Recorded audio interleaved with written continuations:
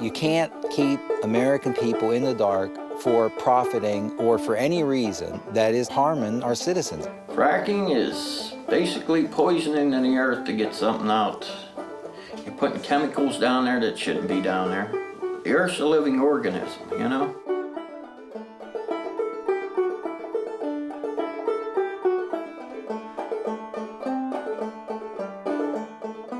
We need a voice.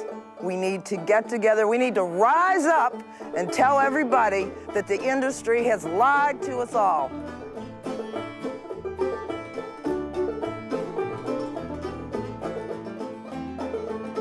Hey, we're here in Bethany College. This is the college that I attended. I grew up just down over the hill from here. This is really where I learned that I could start understanding like how everything in these woods, how everything in the water actually functioned. My background now is in microbiology. I worked for 16 years at the Hanford Nuclear Reservation in Richland, Washington, and that was 600 square miles, and they've been working for 50 years to try to clean that place up, and they haven't come close to it. This is 93,000 square miles. I just felt it like necessary to come back here and do whatever I can to help people become aware and what they can expect over this next couple of years.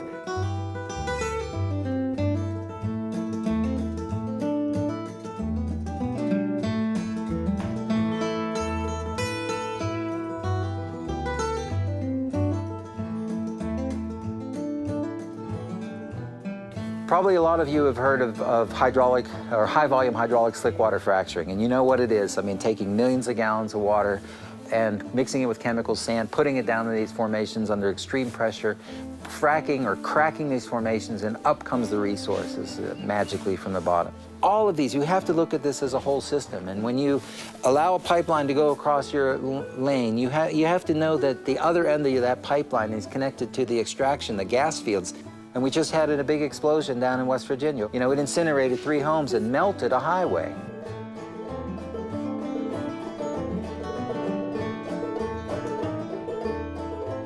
I have lived here for over 30 years. This was all farmland. It was beautiful. The air was clean. The water was good. Until Range Resources came to my neighborhood. I am being poisoned by this refinery that is less than 1/8 of a mile away from me every single day, 24/7. What part of clean burning is this when you consider natural gas? It's the plant right over there. I have put concrete in my windows to try to buff this, and it does not work. I have had no running water in my house for 3 years because of Range Resources.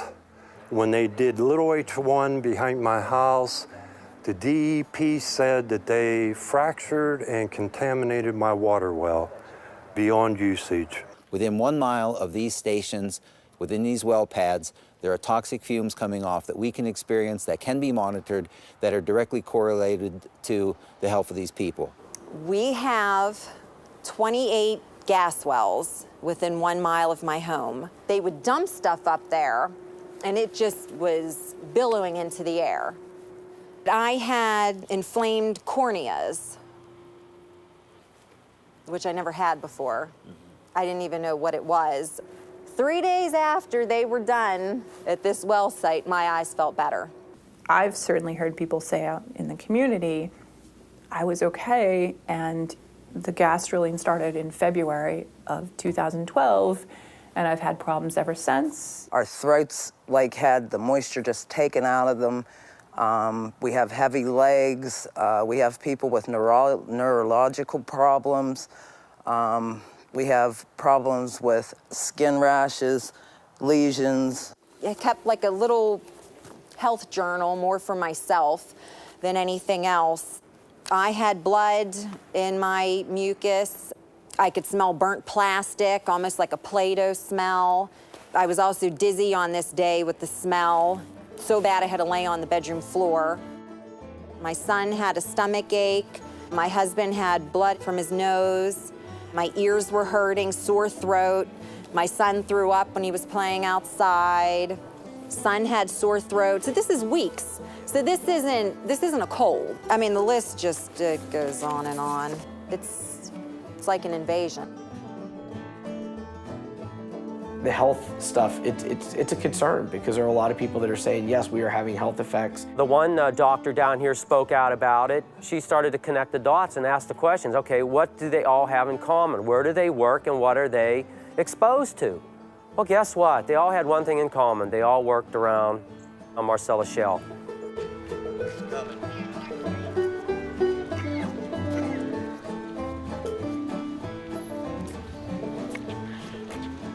I live in Portage, Pennsylvania. I'm 49 years old, truck driver. I've been a truck driver since '94. Took me 4 months on the gas wells to get this stuff in me, and it's been over a year now and didn't get it out, and nobody could tell me what it is or how's it come out or what it does. So I got it in my boots, traveled to my feet. It turns, this foot you see is actually swelled bigger than this one.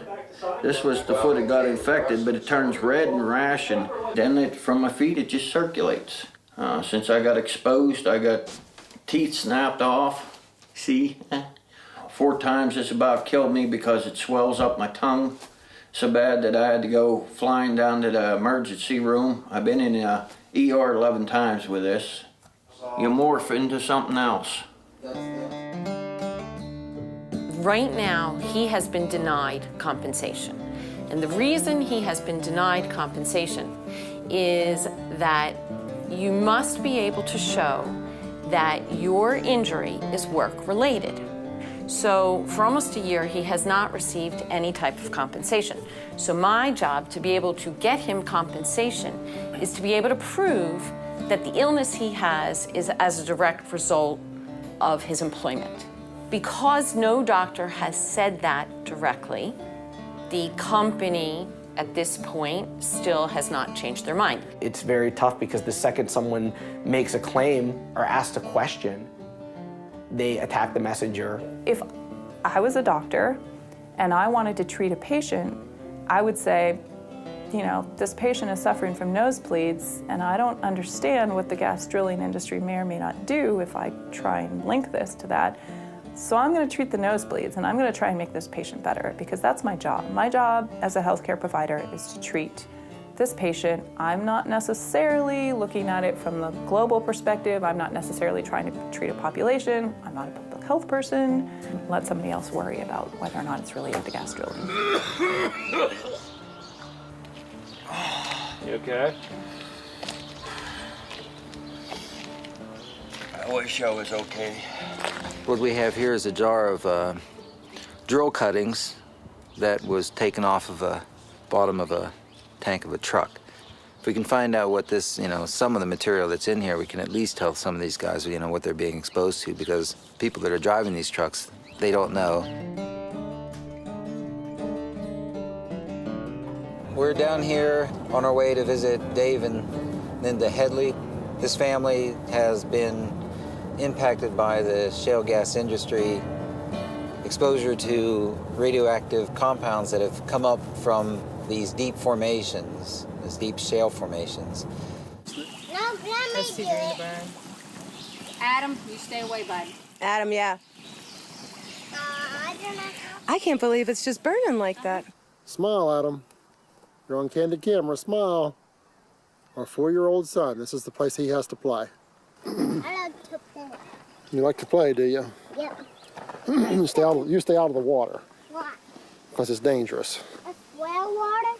It's brine water. This is a meter that you guys got. You bought it off the internet, about $150, and this will measure radiation. Every one of the well sites tested radioactive, as well as the frac pits. If we were standing here when the pond was here, we'd have been in the middle of one of these ponds. There were 2 ponds here that held 1.2 million gallon apiece. The people from the dump wouldn't even accept the dumpsters. They weren't clean enough for them to accept, and Atlas wouldn't take them. They had no place to store them. So they're okay just 500 feet out of our front door, sitting on our front door. The dogs are out there drinking water out of it. The kids are out there playing around it. I mean, that was just awful upsetting to us to even know it was even there. And the air pollution, we've had our air tested. The toxins in the air are horrific. We understand that there's filters and stuff to filter the air. They refuse to put them on because they're $7,000 a month to put on. If that thing's spewing out $1,000 a month worth of product, they can surely afford a $7,000 filter to protect us and our kids. I mean, that's only fair. We've all seen health effects from it. The chronic cough is one of the things, and she has it really bad, but we all have a chronic cough and phlegm in your throat constantly. The baby has he has stomach cramps that are unexplainable. We've had him to the doctor numerous times, and they just can't pinpoint it. They tested him for leukemia, thinking it might be leukemia once we mentioned the fact that We lived around gas wells. Lived around the gas wells was one of the first things they tested for. They've luckily eliminated that, at least they think they have. But they tell us, that's one of the scary things to us, that's one thing they tell us is if there's one radioactive isotope stuck in his lung at his age, it can mature later in life and cause him leukemia later on. So it's scary, it's and what scary these stuff. people don't realize too is, let them hold their baby when his stomach hurts and you can't stop him. There's just no comfort to it.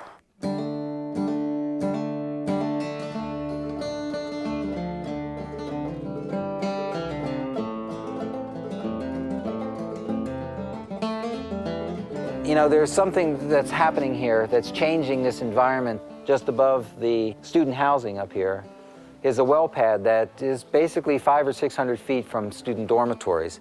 And there's a potential of that well pad impacting the students that are living down below it.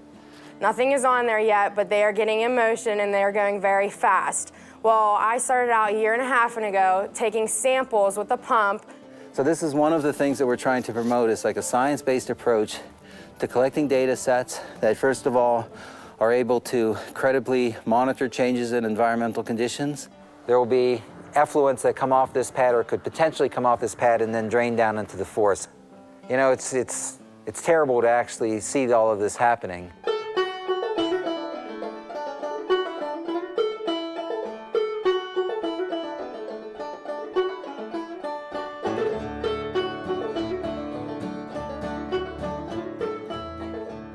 It's scary to me because I grew up in this town and my parents have grown up in this town, and it hits a sore spot because I want to someday have a family and raise them here, and it's going to be ruined. They're totally affecting the whole ecosystem.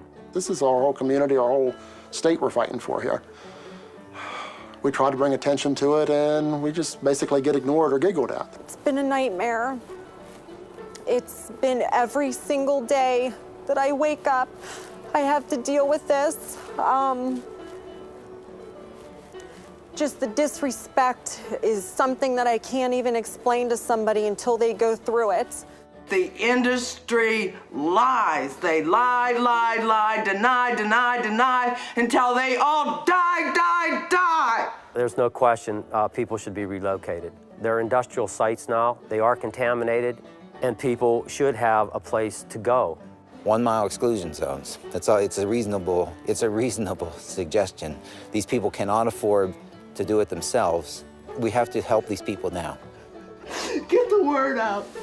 Get the word out.